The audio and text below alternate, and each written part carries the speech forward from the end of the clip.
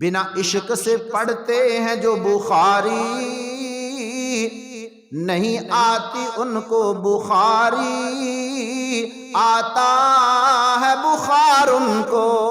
امام بخاری رحمۃ اللہ تعالی علیہ جب پیدا ہوئے ہیں نا تو اس وقت نبینے پیدا ہوئے، آنکھوں میں بینائی نہیں ہے، تو ان کی والدہ کو بڑا فکر ہوا، تو ان کی والدہ اللہ سے دعا کرتی ہیں، تہجد کے وقت اٹھتی اور اللہ کے سامنے گڑ گڑا کر کے دعا کرتی کہ یا اللہ میرے بیٹے کو آنکھیں عطا فرما، میرے بیٹے کو آنکھیں عطا فرما۔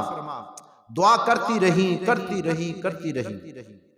ایک دن صبح تہجد کے وقت اٹھتی ہیں، اللہ سے دعا کرتی ہیں، گڑ گڑا کر کے روتی ہیں، ایسی دعا کی، دعا کرتے اور اونگ آ گئی۔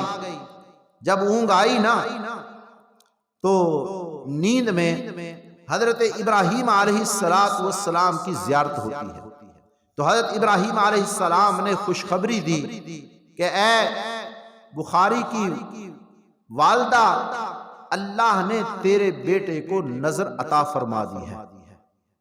اللہ نے، دیکھو جو اللہ سے مانگتا ہے، اللہ پاک فرماتے ہیں میرے بندو تمہارے مانگنے کی دیر ہے، میری عطا کرنے کی دیر نہیں ہے۔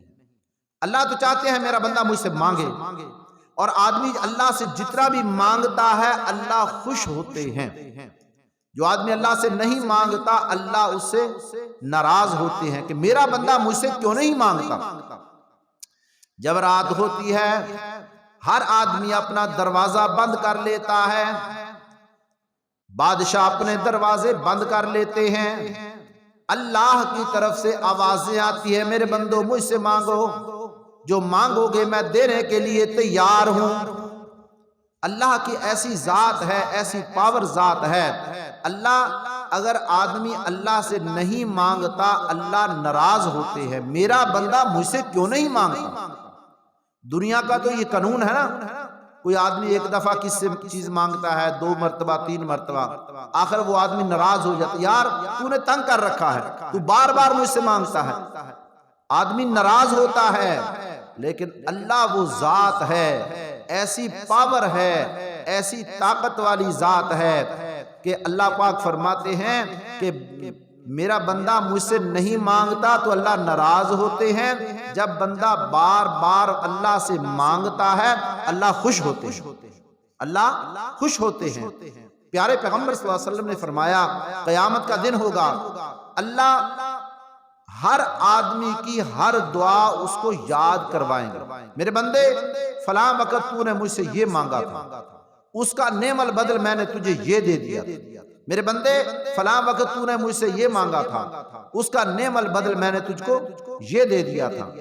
اور اس وقت آدمی کہے گا اے کاش دنیا میں میری دعا کوئی قبول نہ ہوئی ہوتی، اللہ اس کا نعم البدل مجھے آخرت میں عطا کرتا، اللہ مجھے آخرت میں عطا کرتے، اتنا بڑا اجر، اتنا بڑا ثواب۔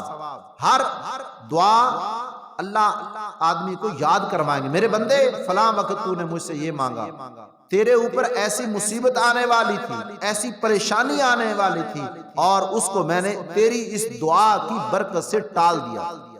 تو کیا مطلب کہ کوئی دعا بھی اللہ رد نہیں فرماتے۔ تو امام بخاری رحمۃ اللہ تعالی علیہ ان کی والدہ اللہ سے مانگ رہی ہے، ایسی دعا مانگی، ایسی التجا کی کہ یا اللہ میرے بیٹے کو آنکھیں عطا فرما۔ تو اللہ نے امام بخاری رحمۃ اللہ تعالی علیہ بچپن میں آنکھیں عطا فرما دی، پھر اللہ نے ان سے ایسا کام کرایا کہ ہر مدرسے میں پڑھائے جانے والی یہ کتاب بخاری شریف، کہ جب تک بخاری شریف آدمی نہیں پڑھ لیتا مولوی نہیں بنتا۔ سیاستہ کی 6 کتابیں ہیں نا، یہ آج کل ختم ہو رہا ہے کہ مدارس میں بخاری شریف ختم ہوتی ہے، اور جب تک بخاری شریف نہیں پڑھتا آدمی مولوی نہیں بنتا۔ اتنی اللہ نے اس کو نوازا ہے پیارے پیغمبر صلی اللہ علیہ وسلم کی احادیث مبارکہ کہ امام بخاری رحمۃ اللہ تعالی علیہ غسل فرماتے اور اس کے بعد نفل ادا کرتے، پھر حدیث پاک لکھتے۔ آدمی جتنا بھی ادب کرتا ہے نا، ادب، اللہ اتنا ہی اس کو نوازتے ہیں، اتنا ہی اللہ اس کو کیا کرتے ہیں؟ نوازتے ہیں۔ اور جتنا ہی آدمی اللہ کی دی ہوئی نعمت کی ناقدری کرتا ہے، وہ نعمت چھین لی جاتی ہے۔ تو امام بخاری رحمۃ اللہ تعالی علیہ غسل فرماتے اور 2 نفل ادا کرتے، اس کے بعد حدیث پیارے پیغمبر صلی اللہ علیہ وسلم کی حدیث مبارک لکھتے۔ تو ایک شاعر نے بڑی عجیب بات کہی کہ جو عشق کے ساتھ حدیثیں پڑھتا ہے، محبت کے ساتھ پیارے پیغمبر صلی اللہ علیہ وسلم کی حدیث، کہ بنا عشق سے پڑھتے ہیں جو بخاری، نہیں آتی ان کو بخاری، آتا ہے بخار ان کو۔ یعنی حدیث پاک کی اتنی فضیلت ہے، اتنی برکت ہے، جتنے بھی آدمی عشق سے پڑھے گا، محبت سے پڑھے گا، باوضو ہو کر کے پڑھے گا، خوشبو لگا کے پڑھے گا اور استاد کا ادب کر کے پڑھے گا، اتنا ہی اللہ اس کو نورانیت عطا فرماتے ہیں۔